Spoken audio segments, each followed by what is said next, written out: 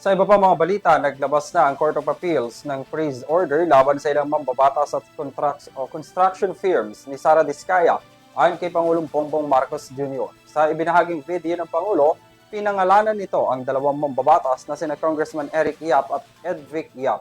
Tunghayan ang balita ni Criza Lopez.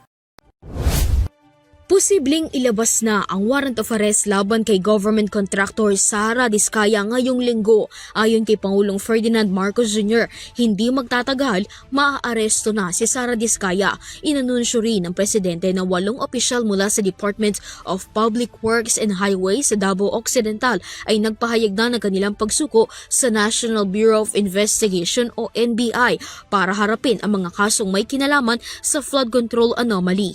Pagmamayari ni Sara at ng kanyang asawa na si Curly Diskaya ang malalaking kumpanya ng konstruksyon, partikular ang Alpha and Omega Construction at St. Gerard Construction Company. Sila ang nakakuha ng bilyong-bilyong proyekto ng gobyerno para sa flood control projects.